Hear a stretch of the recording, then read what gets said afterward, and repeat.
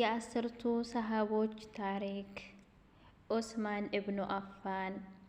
ይህ የኩራን መገለጫ ሰዓት ነው። እርሱ ሶስተኛው እውነትን ይዞ ይመራ የነበረ ከሊፋ ነው። የእሱ ፓትሮኒክ ዑስማን ኢብኑ አፋን ኢብኑል አቢል ሲሆን እንደ ኢብኑል ኡመያ፣ ኢብኑ አብዲስ ሸምስ፣ ኢብን አብዲ ማናፍ አል-ቁረይሽ አል-አማዊ አቡ አሚር እስልምና ከመቀበሉ በፊት የነቢዩን ሴት ልጅ ሩቅያን አግብቶ ነበር። አሰላሙ አለይኩም ወረህመቱላሂ ወበረካቱ። ውድ የተከበራችሁ ቻናል የቤተሰቦች እንዴት ናችሁ? ሰላም ናችሁ? ሀይ ከኔ ጋር አልሐምዱሊላህ ወለከል ሐምድ በጣም ሰላም ነኝ። ሰላማችሁ ብዝት ይበል። ክርስቲያን ወገኖች ሰላም ብያለሁ። ለዚህ ቻናል አዲስ የሆናችሁ ሰብስክራይብ ደወሉን በመጫን ቤተሰብ ሆኖ ቤተሰብ የሆናችሁ አበረታቱ ማለት ነው። ከትናንትናው የቀጠለ ይዤ ብቅ ብያለሁ ማለት ነው። አስርቱ ሰሃቦች ታሪክ። ዑስማን ኢብኑ አፋን። ይህ የኩራት መገለጫ ሰዓት ነው። እርሱ ሶስተኛው እውነትን ይዞ ይመራ የነበረ ከሊፍ ነው። የእርሱ ፓትሮኒክ ዑስማን ኢብኑ አፋን ኢብን አቢል ሲሆን እንደ ኢብን ኡመያ፣ ኢብን አብዲስ ሸምስ፣ ኢብን አብዲ ማናፍ አል-ቁረይሽ አል-አማዊ አቡ አሚር እስልምናን ከመቀበሉ በፊት የነቢዩን ሴት ልጅ ሩቅያን አግብቶ ነበር። ከወለደው ወንድ ልጅም አብዱላህ ብሎ ሰይሞት ነበር። ከዛም በኋላ አቡ አብዱላህ በመባል ይታወቅ ነበር። የእርሱ የበላይ ወይንም ፓትሮኒክ አቡ አብዱላህ ነበር። በተጨማሪም አቡ አሚር እና አቡ ሌይላ እየተባለ ይጠራ ነበር። የእርሱ ሳቡሩኬት ወይንም ደቀ መዝሙር ዛኑሪያን ነበር። ስለ ትውልዱ ዑስማን ረዲየላሁ አንሃ ከኤሌፋንት የዝሆኖች ወቅት እየተባለ ከሚታወቅ በፊት 6 ዓመት አስቀድሞ ነበር የተወለደው። ይህም ማለት ከህዝቦች ፍልሰት 47 ዓመት አስቀድሞ ማለት ነው። በዚሁ መሰረት ከነቢዩ ሰለላሁ ዐለይሂ ወሰለም በነቢይነት ከመታጨታቸው አስቀድሞ እድሜው 34 ዓመት ይሆን ነበር። ስለ ቤተሰቡ የባኑ ኡመያ አባል የእምነቱ ተከታይነት የሚጀምረው ከነቢዩ 5ኛው ቅድመ አያት አብዲ ማናፍ ጋር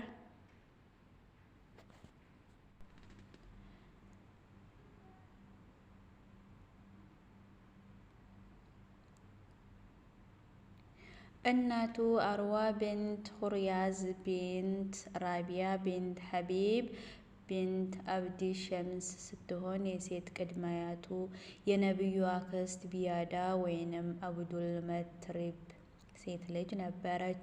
በወቅቱ የነቢዩ ሴት ልጆች አግብቶ ነበር። ሩቅያ በ2ኛው ዓመት ስትሞት እሙ ኩልሱምን አግብቶ ነበር። ወንድ ልጅ በ6 ዓመቱ በ4ኛው ሂጅራ ነበር የሞተው። በኋላም ፈትያ ብንት ገዝዋን፣ እሙ አሚር ቢንት ጁንዱብ፣ እሙ ቢንት ኡያንያ እና ኔሊያ አግብቶ ነበር። ከእሙ አሚር ቢንት ጁንዱብ አሚር ኻሊድ አባት ዑመር እና መርየም የተባሉትን ልጆች ወልዷል። ከእሙ በኒን ቢንት ኡያንያ ደግሞ አብዱል መሊክ የተሰኘ ልጅ ወልዷል። ከሁሉም በላይ እውቅናን የተጎናጸፈው ልጅ ግን አባን ነበር። ስለ ባህሪያቱና አካላዊ ገጽታው ዑስማን መልከ መልካም፣ ትሁት፣ መካከለኛ ቁመት ያለው፣ ጠቅጠቅ ያለ ጺም ያለውና በትከሻው ላይ የተዘናፈለ ጸጉር ያለው ሰው ነበር። የቅድመ እስልምና ህይወቱ ዑስማን ሙስሊም ከመሆኑ በፊት ስለነበረው ህይወት ያለው መረጃ በጣም ጥቂት ነው። በወጣትነቱ ነጋዴ እንደነበር ይወሳል። በንግድ ተግባራቱ ታማኝ ሰው ስለነበር በህዝቦች መካከል በባህሪው ስሙ ገናና ነበር። ወደ እስልምና ሃይማኖት እንዲገባ እንዴት ገባ? ዑስማን ኢብኑ አፋን በአቡበክር ጥሪ ነበር እስልምናን የተቀበለው። የህዝብ ፍልሰት ዑስማን ወደ አቢሲኒያ የተደረጉ ሁለት የህዝብ ፍልሰቱ ላይ ተሳታፊ ነበር። ወደ መዲና በሚደረገው የፍልሰት አዋጅ ትዕዛዝ በተሰጠበት ጊዜ ዑስማን ከሌሎች ሙስሊሞች ጋር አብሮ ተሰዶ ነበር። አሊይ ኢብን አቢ ጣሊብ ረዲየላሁ አንሃ የነቢዩ ሙሐመድ ሰለላሁ ዐለይሂ ወሰለም ያጎት ልጅ እና አራተኛው የእስልምና ከሊፋ የነበሩ ሰሃባ ናቸው። አባታቸው አቡ ጣሊብ፣ እናታቸው ፋጢማ ቢንት አሰድ እና አያታቸው አብዱል ሙጠሊብ ሲሆኑ በዘር ቁረይሽ ናቸው። አቡል ሐሰን እና አቡ ቱራብ የጀግንነት ስማቸው ሲሆን ቅጽል ስማቸው ሀይደር ይባሉ ነበር።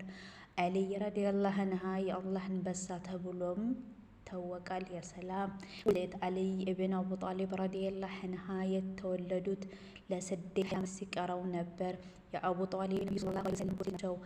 አሊይ ኢብን ጣሊብ ረዲየላሁ አንሃ አቡ ሐሰን ወይም አቡ ቱራብ በሚል ይታወቃል። ቤተሰብ የአሊይ ኢብን ጣሊብ ረዲየላሁ አንሃ እናት ባለቤታቸው ከመሞታቸው በኋላ እስልምናን ተቀብሎ ወደ መዲና በስደት ተጉዞ ነበር። ወላጆቻቸው ወደ አኺራ ሄዱ።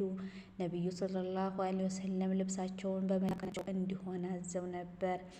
አሊይ ኢብን ጣሊብ ረዲየላሁ አንሃ የ14 ወንድ ልጆችና 9 ሴት ልጆች ነበሯቸው። አሊይ ረዲየላሁ አንሃ የነቢዩ ሰለላሁ ዐለይሂ ወሰለም ልጅ ፋጢማን ረዲየላሁ አንሁ በማግባት ሐሰንን፣ ሁሰይንን፣ ዘይነብንና እሙ ኩልሱምን ወልደዋል። ባለቤታቸው ፋጢማ ረዲየላሁ አንሃ በሕይወት እያለች ሌላ ሚስት አላገቡም ነበር። ገጽታው አሊይ ኢብኑ አቡ ጣሊብ ረዲየላሁ አንሃ መካከለኛ ቁመት። ገጽታቸው